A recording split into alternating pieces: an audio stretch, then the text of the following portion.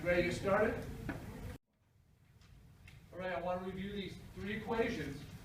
Uniform, normal, known estimated probabilities, which would be a VLOOKUP.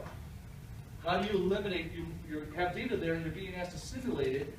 This is one of the key things you got to do is you got to say, okay, how do I set up the simulation? Which one of these three would I use? Well, is there a standard deviation and mean being given to you? That will cancel that out if there's not. Is there probabilities being given to you in some way, or information where you can come up with the probabilities? And that would kind of cancel that one out. And if it's not those two, you're probably only being given two numbers, the low end and the high end of the range, which means it's a uniform distribution.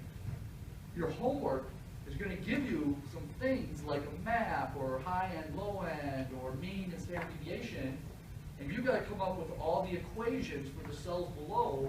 But I took the words away. I didn't say mean, standard deviation, right? I didn't tell, lower and upper numbers for the map and different things. I didn't say lowest and highest. I want you to be able to look at that and say, oh, what's being done here in this cell. So I'll let you look at the homework right before the in class if we have enough time. So that's where I'm going with that. Meanwhile, those are the three formulas. We talked about how using each of them. And that's the first step when you're doing simulation is, hey, what kind of data do I have here? How will I write that simulation? And then I put some examples of how simulation is used here. And then don't forget this probability of a loss right there. General profit and loss equation, do you remember that? Revenue minus costs minus expenses, like overhead, equals either a profit or loss. You gotta have that general formula in mind, especially the homework. You're going to need that general formula in mind, coming up with what the equation says. So, let's see, where do I want to go from here? I want to show you this spreadsheet again. There were some people that weren't here. I want to make sure they see this. This is posted. The reason I love this spreadsheet as an example that maybe you might have while you're taking the final exam is because it demonstrates all three of them. It's saying wherever parts is being simulated, it's using a uniform distribution formula. You look down here, you go, oh, parts, right there. Wherever demand's being simulated, it's using a mean and standard deviation, that formula. Whoops, right there, demand. And then wherever labor's at, there's a map there, so it must be using a VLOOKUP. Right there's labor. So if you go to click in here, you can see VLOOKUP. There's smallest plus the spread between the largest and the smallest times a random number. In a different order as far as sometimes how I write it, but it does the exact same thing. Lots of different ways to write that formula. And then there's your normal INV with the cell location for the mean and standard deviation. So this spreadsheet is the one to review as to the fundamentals of all three of those formulas that are the most widely used and that you are going to be using in the future for another class. Because you have a simulation that's going to be just columns across, like maybe 20, 28 columns across, and you're going to have, well, everything's in the first row, and then you're going to copy and paste it down for 999 cells below it.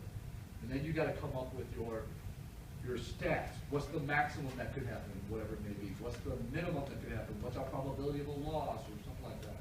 You got to come up with that at the end of that project you have coming up in your future in another class. So there's that. That was review because we already went over that. But now for new, I'm going to do this. Oh, wait. I'm sorry. Before we even get into new, I want to do this. I realize there's some people that haven't had a lot of experience in Excel in this class. And there's some people who have had a lot. Those who haven't had a lot of experience in Excel, you've got to take this chance and start getting involved with Excel and start experimenting with it, start playing with it as much as you can. Because I think that like half of your next set of business classes, you have to use Excel. And in real life, no matter what department you're in, once you become a manager, you are using Excel. If you're a department head, you're the one who has to submit the budget for the following year. We've already estimated, in the finance department where I'm from, we've estimated the budgets for the next 5 years, but the actual budget has to come from the directors of each department on Excel spreadsheets in most companies' cases, explaining why you're asking for an increase in this or that or this, and showing how it will come out, and what all your expenses will be for the year, the following year in your department. So, some of these are obvious. Max, it's taking this array here and finding the largest number. That's what max does. And there it is. And this is posted, so you have this as an example. Min, looks at the array, finds the smallest number. Now, large is just like max. But the difference is, you can set it up to find the largest, the maximum number, or the second maximum number, or the third, or the fourth. That comma with a number at the end is telling it which largest number you want. 1 would be the absolute largest number, 2 would be the second, the third, the fourth. So you can play with it and not have just the max. And the same with small.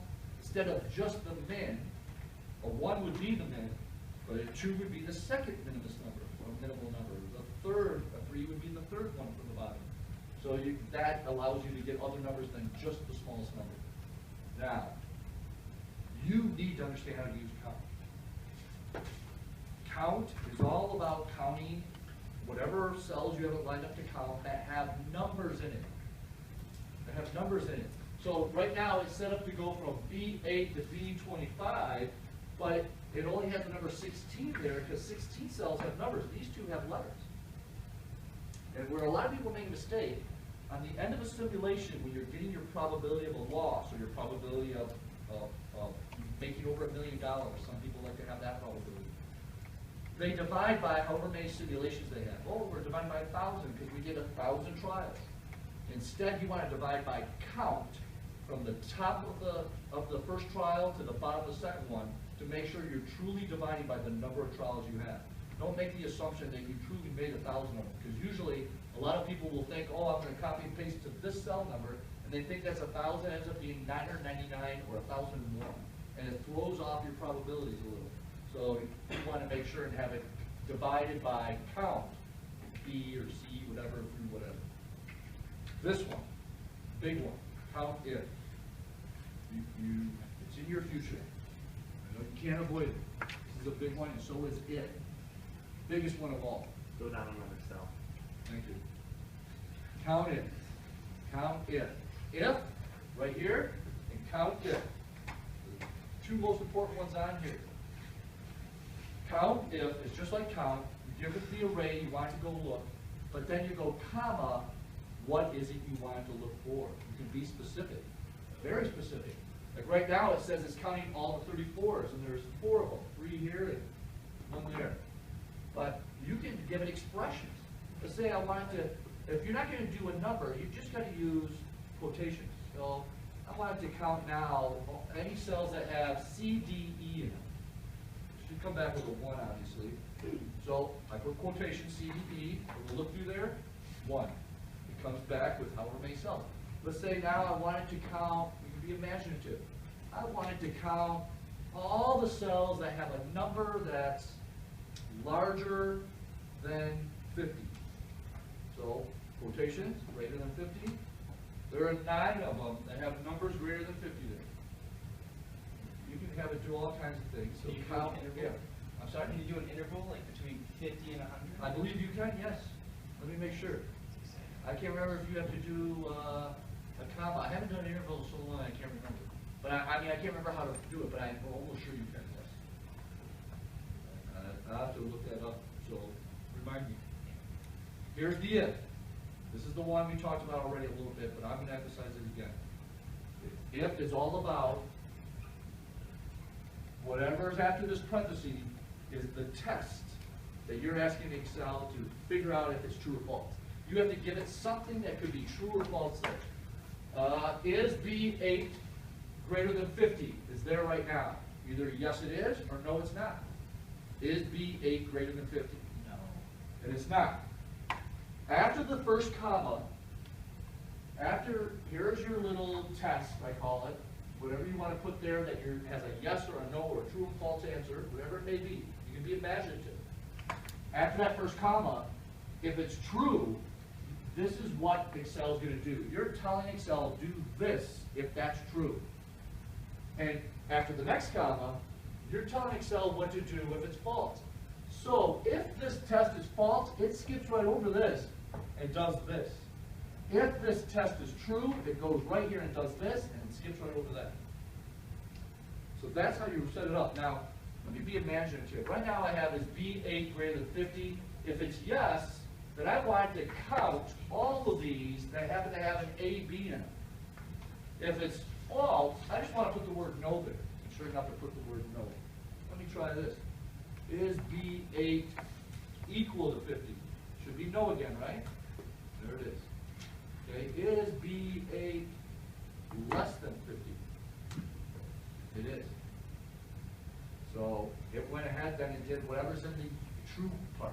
In the true part it said, well then count between B8 and B25, all of them that have a B in it. I could have just put, I can switch this and just put, hey, if it is true, just put yes. What's that? There it is, yes. Because B8 is less than 50. So I've written if statements on Excel where it went for lines. Because I always put the false as a new if. Well, if it's not that, if it's true, we're done, do this. But if it's not true, here's my next question. If and if that's now true, do this, we're done. If it's not true, I got another if question. Because I'm doing process of elimination. If that's not true, if that's not true, if this is not true, if that's not true, then this last one's got to be true. I could jump right into the do this because I went through all the other possibilities. That's how you use if statements. You could, if you can imagine it, some kind of statement that has true and false, and all the different ways you could do what to do if it's true, what to do if it's false. You could literally write Excel programs to do almost anything. It's just a matter of getting a handle on how to use these commands, especially if and count if. They're the two most important ones there. The rest of these, I'm just saying, okay, here's how you get the standard deviation. Where's average? There, STDV, between the cells. Where's average? Oh, right there, mean. Mean, you use average. You guys have seen that before. Here's an example of RAND, parentheses. Here's an example of uniform distribution using the smallest number of the group of numbers and the largest number, E17. 232 must be the largest one, unless I changed them. Here's using NORMIND, using the mean, which is right near this cell location, G20, standard deviation, G24. Is that right? 2024? So you have all kinds of examples there, but try to focus on different ways to use if. And here's another way to use count if. What am I doing here? From B5 to B28, and count how many numbers are less than or equal to 34, and it says 7. Let's see, what's this? Count any cells that that are less than 0.05. What's that? 0. Anyway, you can imagine. So now that we have these cell functions, you need to see another example of simulation actually in play here.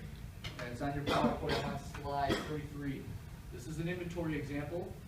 This is going back to chapter 10, inventory management.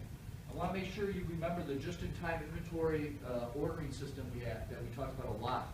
We talked about that in a real business, the inventory is on computer. And the most important thing when it comes to inventory management is setting what's called the reorder point. Do you remember how we calculated the reorder point for all these? It was always about how much time will it take from when we place an order to where the order arrives to the dock. And whatever that amount of time is called what's it called? The slack time, not slack time. Lead time, thank you. Do you have an extra credit? I wish. The lead time, you deserve it. I just don't have it. Sorry. Gave them all out of Halloween.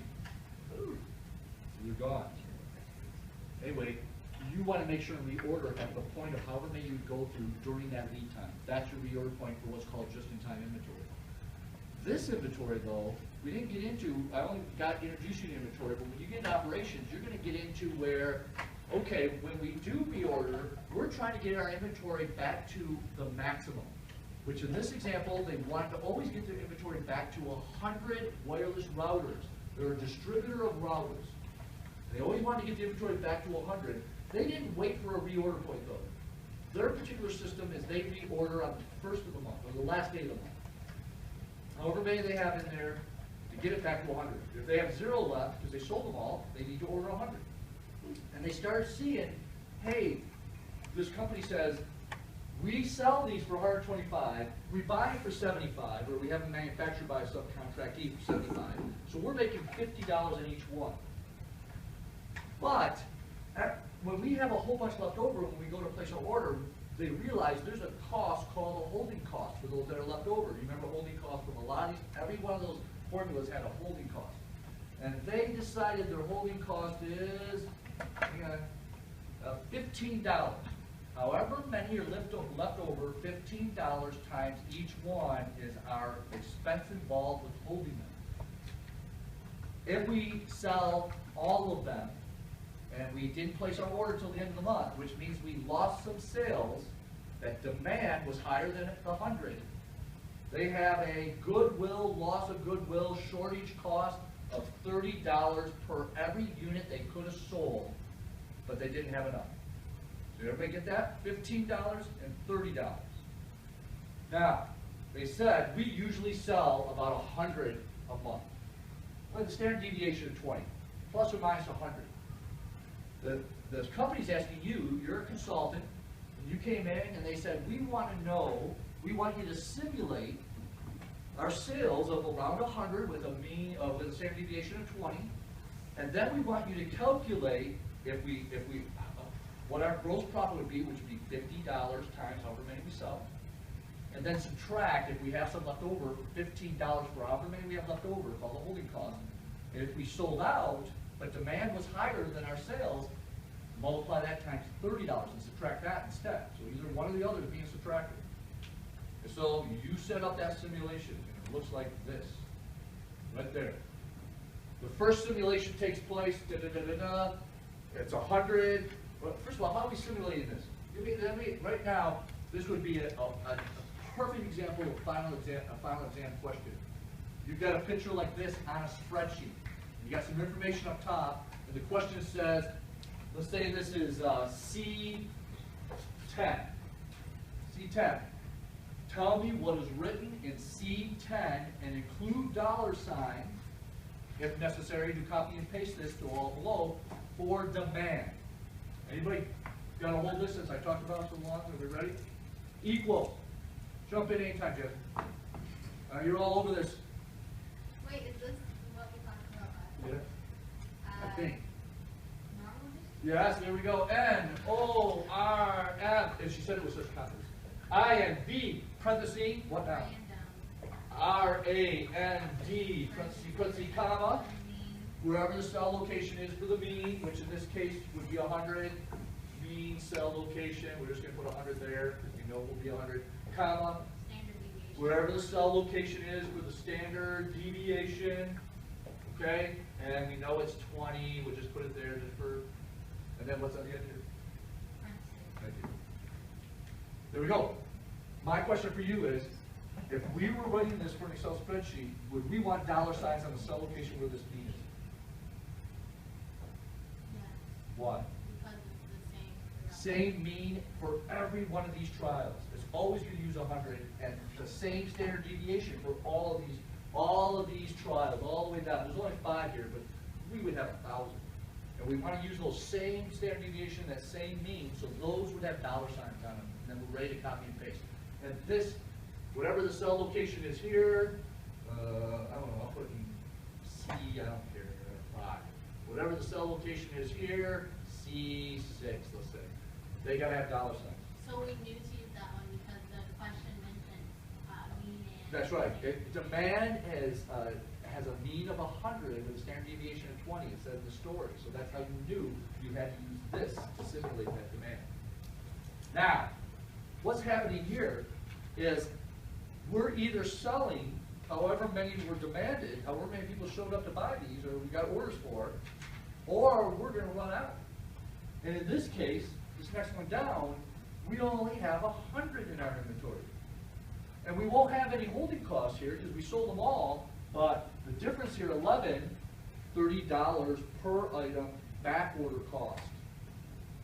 All right, go ahead, jump in. Help me. I want to help you. Help me, Natalie. What do you want me to explain real quick? Darn it. Harold, what did you want me to explain? Where did you get the 100 from? The 100's in the story. Okay.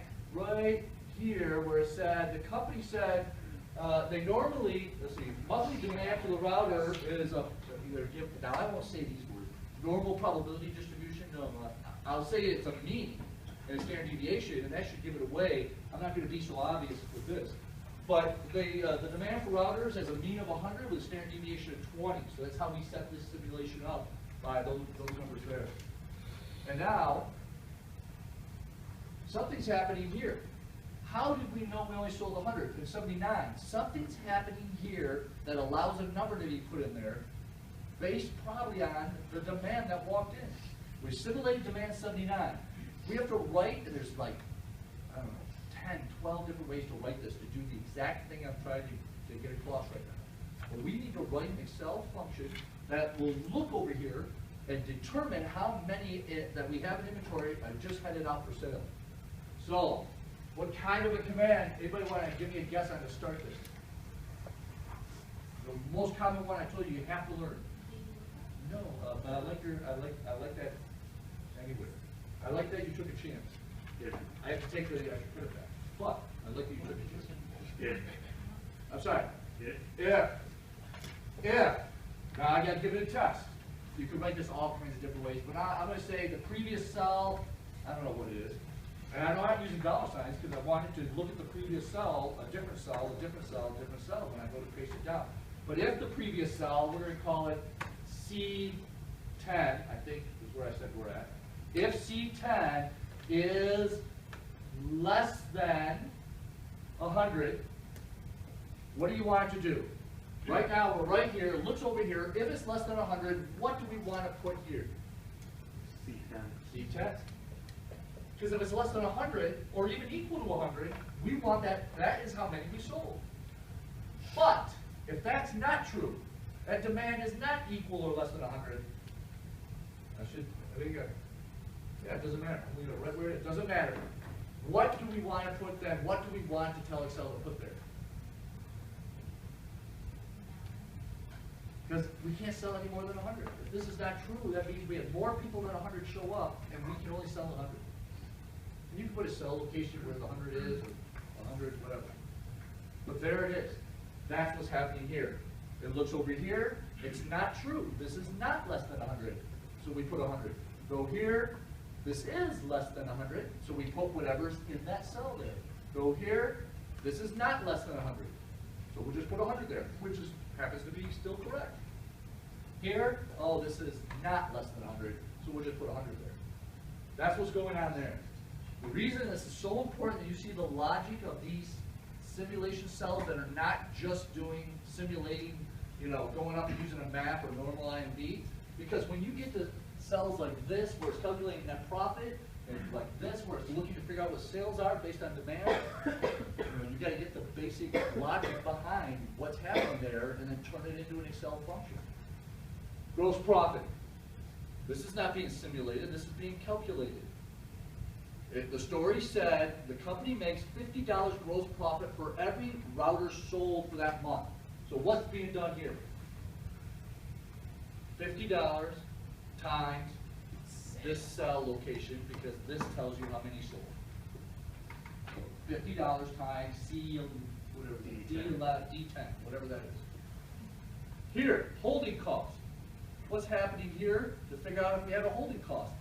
We only have a holding cost if less showed up than the 100 we have in inventory. In this case, there were less than 100. So we're going to have a holding cost. And the story said $15 for every one that's left in inventory from the previous month. How do we figure out how many are left? How many were in inventory to start with? 100. How many did we sell? 79. So this equals 100 minus, oh wait, I'm sorry, this is an if statement. If, what is this, D10. I don't have to if statement. We can just do it. You can just do sales. Oh yeah, that's right, yeah, because if it is equal to 100, it would still be 0, wouldn't it? Here we go. Equals 100 minus D10 times $15. And sure enough, how many are there? Like 21, right? 21 times 15, is that 315? All right, sure, everybody calculator? Shortage. Even though we don't have a shortage here, you still got to do a calculation. this calculation would be, if you take however many showed up, which would be the C cell, minus 100 again, basically, times $30. Now what I did is I posted this spreadsheet on a spreadsheet so you could see each individual cell calculation. I wouldn't do minus 100 there, because then you that get would a be- Well, let me see what I did do, because I just created this. So just do. Hang on, right here, what did I do, what did I do here? I did an if statement. Yeah, it would have to be an Yeah. if statement, but you I have to did do- if statement. you have to You're do saying and if it's if greater statement. than 100. Here it is, if F7, which is the demand, is greater than D3, which is 100, the amount in inventory. I'm using a cell location instead of putting the word 100 there. Now this test could be anything, it just happens to be in this case. If demand is greater than 100, do this. So here it is greater than 100. And so it should be doing the yes. F7, the 10, is it a 4 or 1? Is it a 4? 104, F7 minus D3, minus 100, so 104 minus 100 is 4, times K4. Where's K4? $30. Sure enough, now if this is not exact, 4 times 30 is because I couldn't get rid of the decimals. I forgot how to and I was in a hurry. You'll see the date on this, I just made this like yesterday. But whatever 30 times 4 is, which would be 60, 120, the extra $9 because You don't even need the if statement for that. Just do 30 times Yeah, there's- demand minus sold. all of these have like a dozen different ways you could write them, or more, 20. Did I do an if statement for this one? I did an if statement for this one too. Whatever you put, as long as it does what's supposed to be done there, I'm counting it correct. And if we have, everyone has a different answer on it, as long as they're all doing what needs to be done there. And some of them I'll go, what, like the other class, one of our international students put this. It's B, it was count, here it is, count from B to B with no cell numbers. Count from B to B. B to B. And I checked, and it worked. Even though we only had numbers in column B from like cell 5 to 20, there were nothing else in column B. And I remember him asking this, is there anything else in column B? And we checked, there's nothing there. The word of the title's there, but it will just go past the word. It just counts every cell that has a number in all of B. You don't even have to put numbers there. It will look at the whole column as far as the spreadsheet goes. And it worked. So if you put something I haven't seen before, I'm going to check it. If it works, nothing wrong with that. That's fine. You didn't even have to put dollar signs. Because we copy and pasted B is the same thing every time. Anyway, so this is posted. I'm going to keep going. Go back to the PowerPoint. Oh, man, I hit that every time. All right. Next is this cell right here. This is calculated. This isn't being simulated. You got to get the logic back together on net profit. Profit is generated by revenue minus costs minus overhead equals profit or loss. Now revenue, in this case, has already been narrowed down to gross profit because we took the revenue minus our cost for each router, and the difference is $50. So what's happening here is this cell, which is our total gross profit for the month, minus any holding cost that might be, this cell, minus that cell, equals that. Now here's what's happening. How did this say it again, right? Net profit is gross profit, that cell location, minus holding cost, that cell location, minus shortage cost, that cell location, equals that. Now, the whole reason this simulation is doing what it's doing, if you notice here, there's only 5 of them.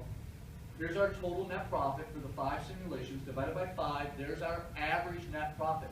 And the company was asking you to put this together because they want to know what if we increased our inventory max. Because here's what they noticed. We lost way more money and shortages than we did in holding costs. If we change how many we put in inventory at the beginning of the month, we'll try to eliminate part of the shortage cost. maybe we'll end up taking on some more holding costs, but this is only $15 a unit, where this is $30 a unit. So we'll come out ahead, possibly. So what they did is they said, let's set up the, when you set this up, you gotta make sure you sell locations so that all you gotta do is just change one number. Right there, everything's set up that if I change that 100 inventory level to 110, 120, they wanna test 110, they wanna know 120, they wanna test 130, 140, 150.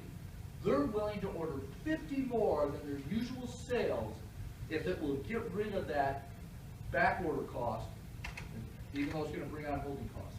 And what you're gonna find is, if we did this, and here's what I wanna do, I went ahead, look at the bottom here, I went ahead and did 30, and there's the average of all of the net profit at 100 inventory level, okay?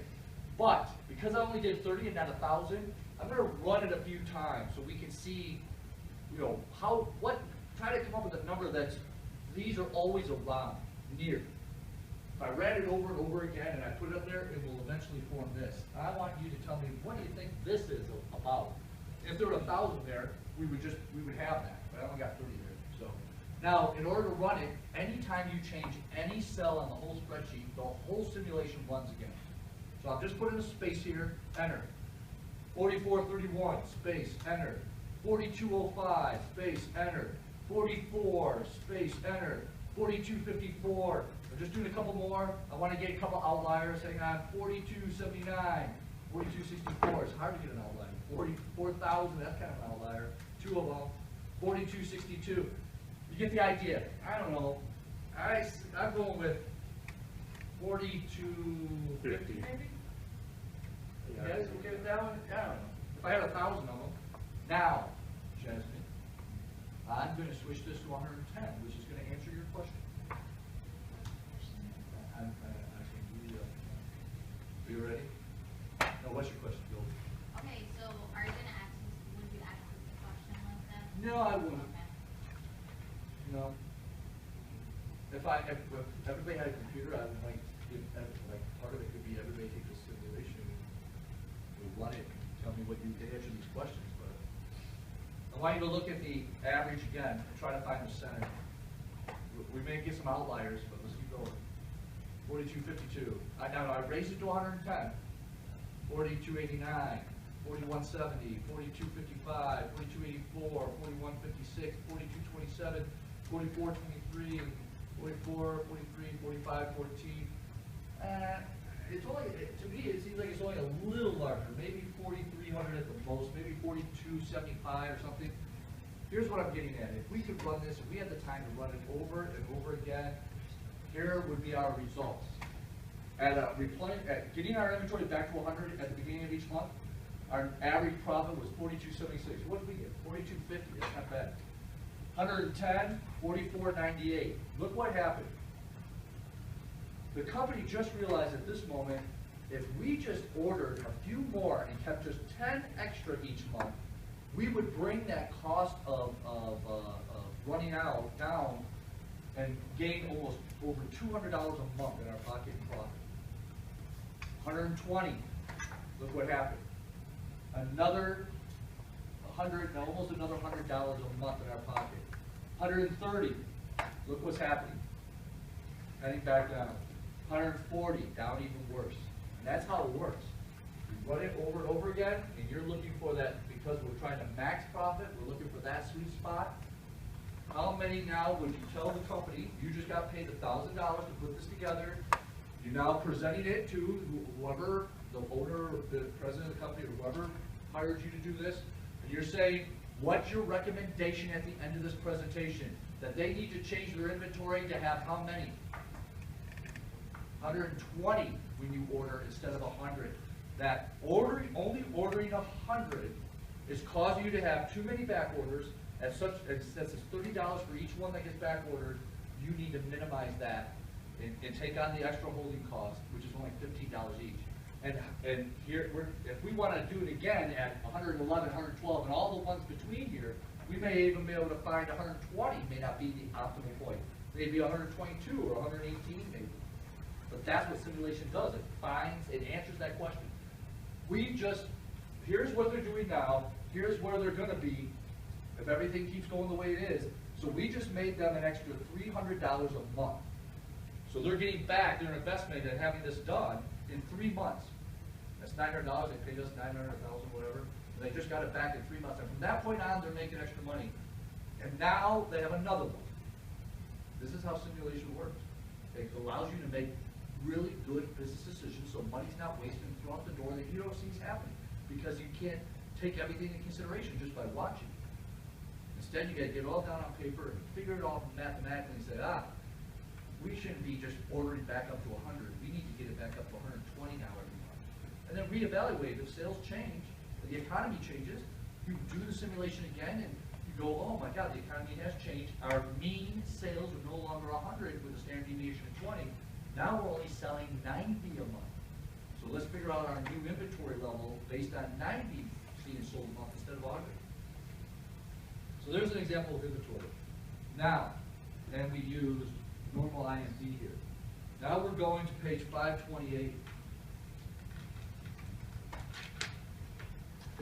We're going to number 8. You see it on here? What's going on?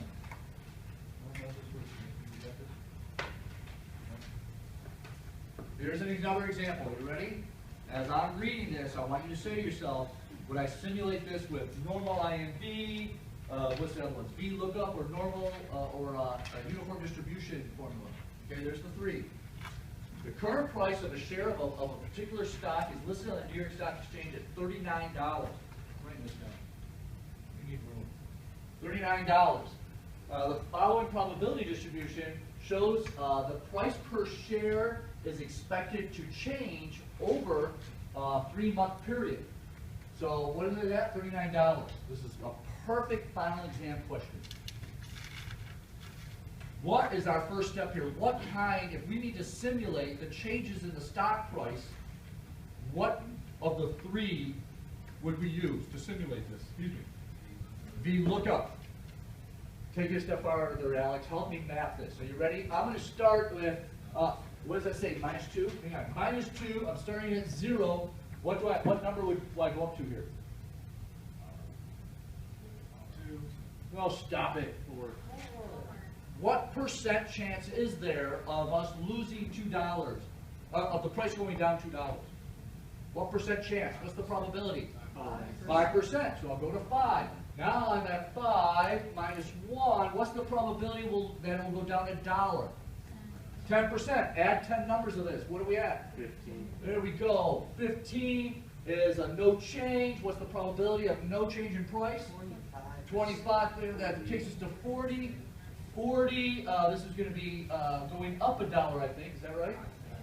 What percent chance? 20. Takes us to 60. Now I'm going from 60 going up $2. What percent chance? 80. 20%? 80. And now I'm at 80. I'm going up $3. Is that the next one? $3. 10% chance takes me to 90. Now I'm at 90. This is going up $4. 100. Now I'm going to prepare it for Excel. Are you ready? I got to add a 0 here.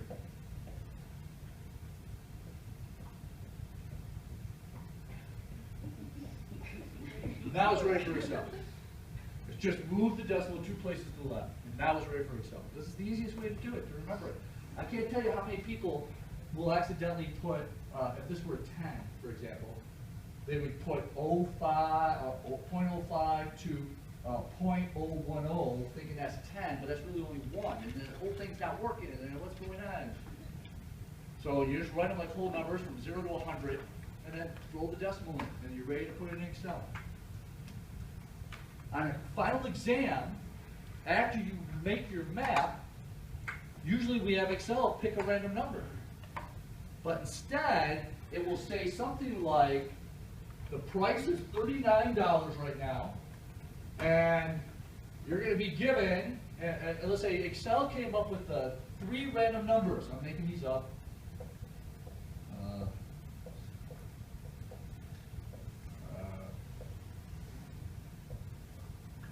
Okay, there they are. The question on the final. Veronica, you're helping with this? You ready? What?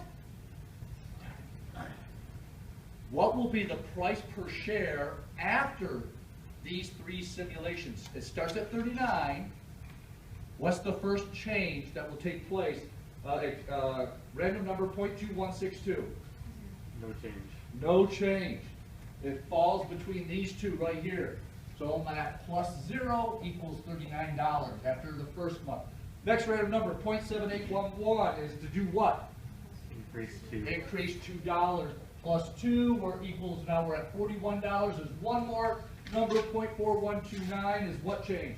Increase one. Increase $1. The price starts at $39 and finishes at $42 per share. You just answered the final exam question related to that. Instead of Excel coming up with the random numbers, I'm giving you the random numbers, and you got to know the logic behind how the simulation will take place. What if the random number is exactly 0.05? I won't do that to Which one you. go with? I won't do that to you. But if it is, Excel does it, and it does happen, it automatically has a default of either going with the one above or under. I can't remember what it is, but it will automatically do something. That makes sense. How's that? So you don't have to worry about it. Overlap the numbers. Don't even worry about it. Because if you weren't overlapping, you would be 0.04999999, 0.05. Then you guys say, well, what if Excel comes up with 0.04999999? What? It's between those two numbers, so you got to overlap the numbers. Just to have. You just recognized a problem, and you said it's a B lookup, and Alex knew it was because he saw the probabilities. Then you map it, and we write our B lookup equation. All right. Now we're going to page 530, number 14.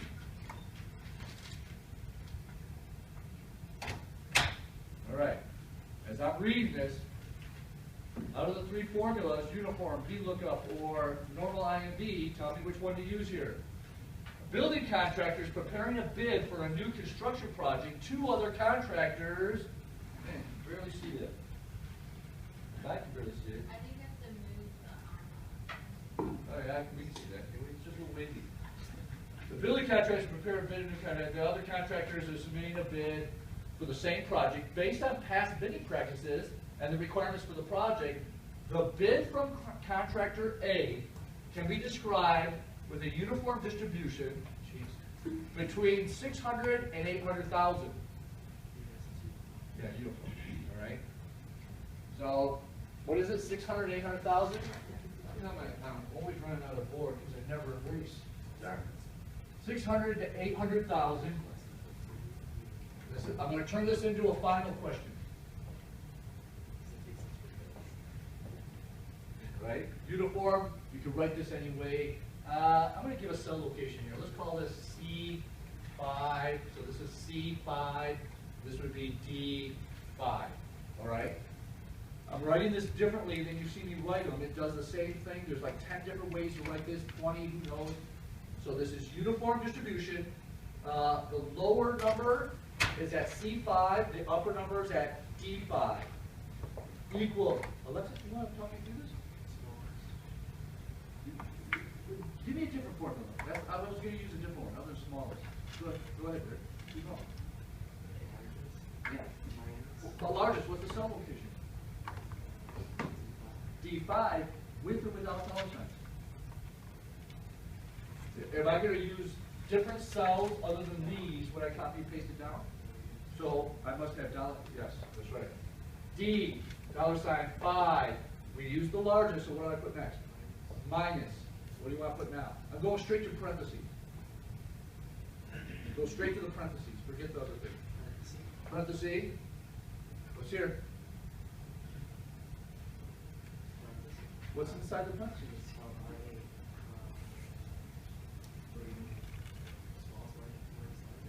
No, it would always be the largest minus smallest. All right, don't help me. $D, $5, minus $C, $5. It's always the largest minus the smallest, that range, times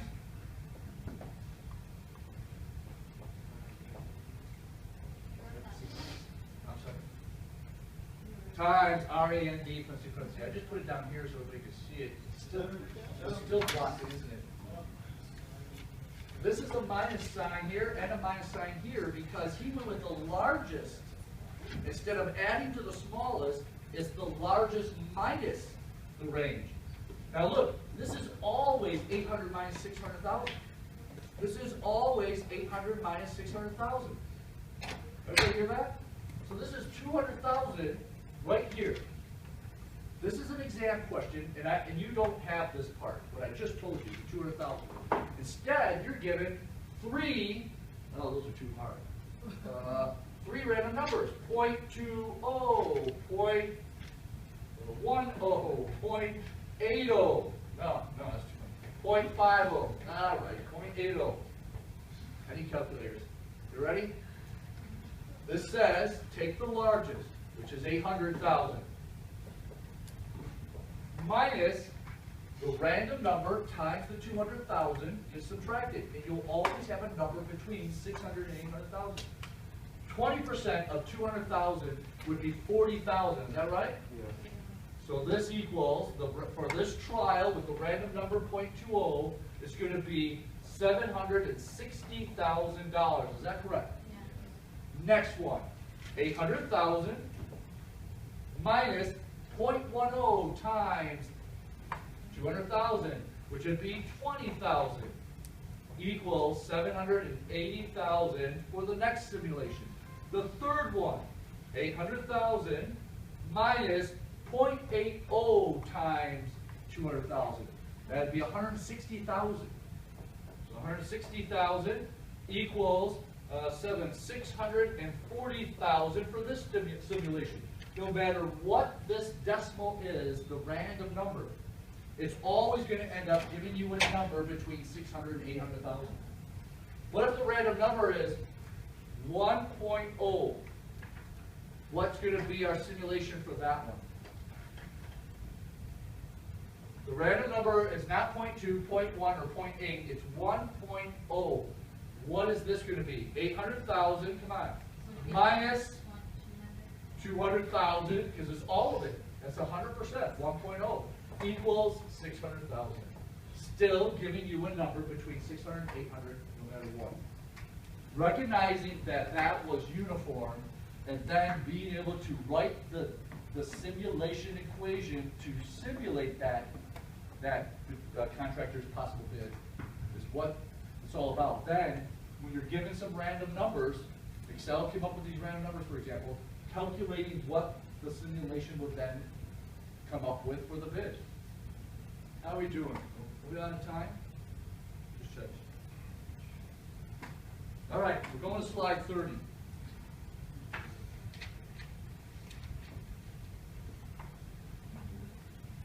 Remember this sheet right here?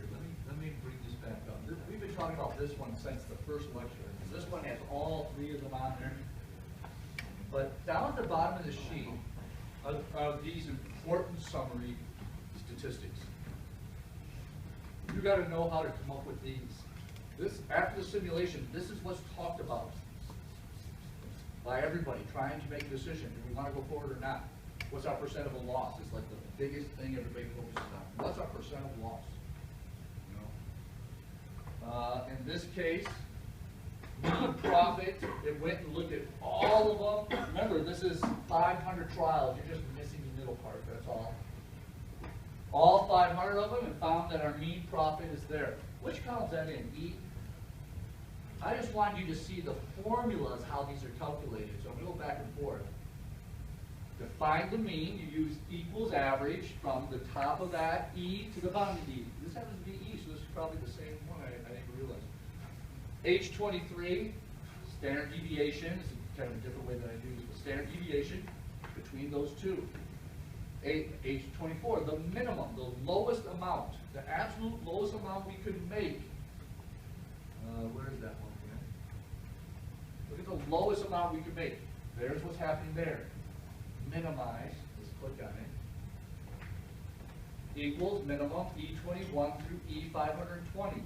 We could lose $666,262 is the worst scenario that this simulation is presenting to us. Best scenario is, where's our max? 2,471,000. Now some people jump on that. We can make 2 million, we gotta do this. And then I have to go back and go, but we can lose 666,000 plus our initial investment. Even though, you know, we appreciate it over time, there's our initial investment. Maximum, and then we have number of losses. Well, I want you to switch that to probability of a loss. This went up. What do you think is being done there? What Excel expression is going up and getting the number of losses? What Excel expression? If it's less than 0, count it. It's not just the if though, but it's the count if, because you want it to count anything. But yeah, that's exactly what's going on. Count if, from all the way to the top of profits, all the way to the bottom of profits, if it's less than 0, exactly. And then to add to that, look, I'm going to move that right over here. Now let's copy and paste it. Didn't have dollar signs, so we're in the wrong cell, so I'm switching this back to an E. Switching this to an E. Now watch what I'm going to do now. I'm going to divide by count. What is it? E21 all the way to E520. Now, because the full spreadsheet's not there, it is. What am I saying? It is there. It's just hidden, right? Here we go. Yeah, it's not working. It's because the whole spreadsheet's not there. Or did I do something wrong? Let's take a look. Equals count E21. Your decimals are gonna increase the number of decimal places. No, it's not the decimal. Probably. Oh. You mean of this? No. Hang on, let me switch it to a percent. There you go. 7%. 37 is 37 divided by 500. Is it around 7%? So all I changed was, we still got the count if, counting all the cells that are less than 0, and then dividing it by all the cells that have numbers in them in the same range. That's how you get a true percentage. I want to run this a couple times. We'll see what percent chance of loss. 8, 9, it gets worse, 10, 9, 7, 7, 8, 8, 8. You can see the loss is around 7, 8, 9. There was what, 2 10s maybe when we did that? So 8% loss, which that's a big risk. There's a lot of money on the line, so that's a really big risk. If the economy happens to go down and we start a recession, heavy-duty recession, at the same time we just got this product rolling out, it could be disaster. That's the risk. That's the big risk. Is the unknown of the economy for almost every company. I said this in the other lecture, and I want to make sure you guys hear it too. So, when the crash took place at the end of 2008, some of you were a little too young to feel the effects. But on the news, every month, over 500,000 people were losing their jobs every month for several months in a row. Crash was like September of 2008. The layoffs started right away in October. By January, it was 500-some thousand lost their job. February, another 500-some thousand. Another 500-some thousand the following month, and on. And that ripple effect, that domino effect, is what caused what they're calling now what's going to be nicknamed the Great Recession. One of the biggest recessions in our history. We're just recovered, actually. Even though the economy, see, if you're getting close to graduation, this economy is just like it is right now. I have never seen a better probability of getting a good job after graduation in my whole life.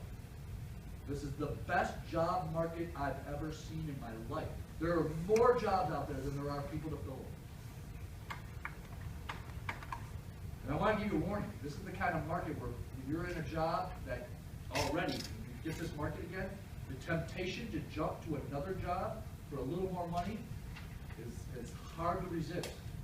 But there's value and loyalty and commitment into one company also. And if you still see the road of opportunity at the company you're at towards the goal you want to be, whether it be part of the executive team that helps make the decisions as to the direction this company goes in, then you should consider staying even in this kind of a job market. Because what happens is sometimes those at the top jump ship and everybody moves up. Because everybody's got to replace somebody all the way up. And if you stick around, somebody jumps ship, everybody moves up. And when your mind starts taking over, oh man, I hate this job, I hate that person at work, oh, I hope I will see that, You gotta get that out of your mind. You gotta take over and say, I'm not even gonna allow that to affect my thoughts. I'm gonna keep doing the best job I can do here and not let myself get down on whatever's going on, so that I'm still not motivated. You gotta self-motivate, and good things will come. That's just how it works. When I was back, it was a long time ago when I was working, the managers I worked with and we said it more times than once, I want that person working for me because they have a great attitude. Attitude was like more than 50% of the reason why somebody got promoted or got a job. It was the attitude. Yeah, they have to have skills, but believe it or not, attitude is a big part of what goes on in big corporations. Politicalness is awful, but if you have a good attitude, you're being talked about as someone they want to have on their team and they want to promote when nobody comes up. All right, I think that ends simulation.